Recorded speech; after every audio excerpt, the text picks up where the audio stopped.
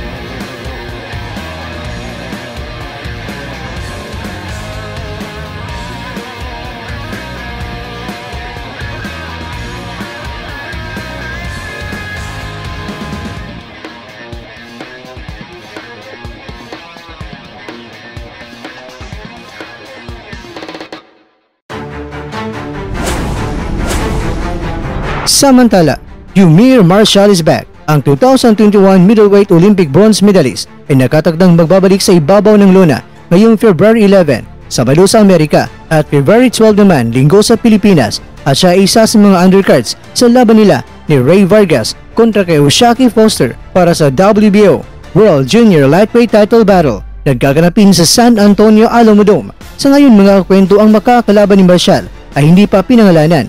Maghintay na po tayo mga kakwento sa final announcement kung sino nga ba ang kanyang makakalaban sa loob ng 10 rounds sa middleweight division. At ayon pa kay Marshall, siya ngayon ay nakatutok na sa kanyang profesional na karera at nasasabik na siyang lumaban sa San Antonio na hindi lamang tanyag na bayan sa mga bigating mga laban, kundi pati na rin kung saan ang kanyang promoter na si Manny Pacquiao ay nakagawa ng history sa lugar na ito. At ayon pa kay Marshall, marami siyang natutunan sa kanyang nakaraang 3 mga profesional na mga laban.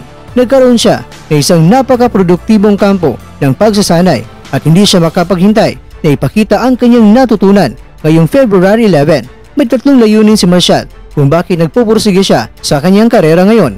Una, todo ang kanyang pagsikap sa ensayo. Pangalawa, manalo sa paparating na mga laban. At ang pangatlo ay maging isang world champion. At nagpapasalamat din si Marshall sa lahat ng kanyang mataganga para sa kanilang patuloy na suporta. At ayon pa kay Marshall, ipaglalaban niya ang kanyang mataga-suporta at higit sa lahat ay makapagbigay siya ng karangalan sa ating bansa.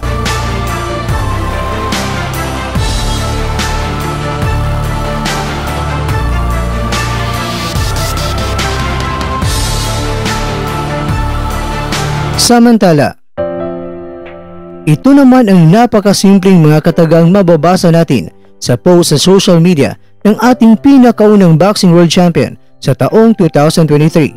Simpleng mensahe pero sobrang lalim at tagus-puso ang kahulugan. Kaya naman Idol Melvin Jerusalem, sa uulitin, congratulations sa iyo. Kaping makababayan mo ay sobrang proud sa iyo. Sana dipinsan mo ang iyong titulo at patagalin mo yan sa kamay mo. Nandito lang sa likod mo ang suportang wagas ng sambayanang Pilipino.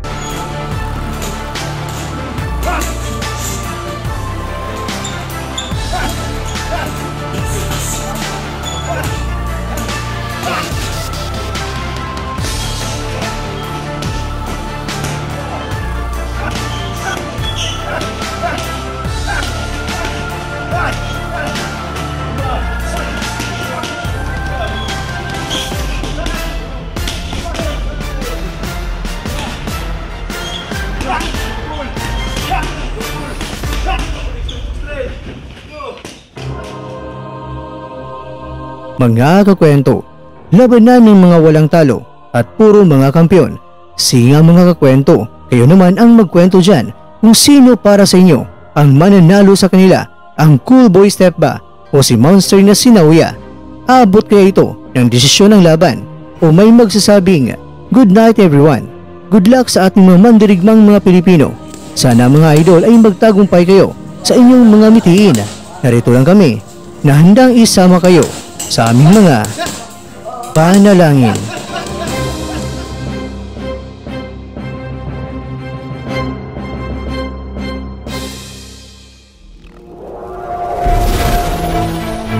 At dyan nagtatapos ang ating kwento.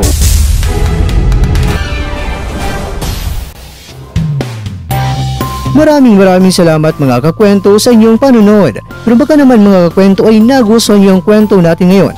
Baka pwede niyo po kong mabigyan dyan ng like. At kung hindi mo pa nagawa ito ay aba, gawin mo na.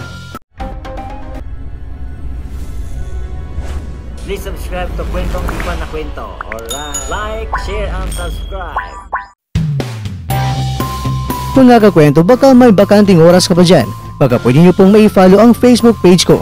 Maraming salamat in advance. Bueno, bago tayo magtara po sa shoutout muna tayo dyan sa ating mga kakwento. Kay kakwentong Chris E. Sabal, maraming salamat sa solidong suporta kakwento. Kay kakwentong New Think, kay kakwentong Boy at Mind TV, at ikaw kakwentong nanonood ngayon, shoutout sa iyo dyan. Bueno, hanggang dito lang po muna ang ating kwentuhan at abangan nyo lang pong ating susunod na video. At dito lang po yan sa isang channel na kung saan maaaring ito'y mga kwentong di pa na kwento sa inyo.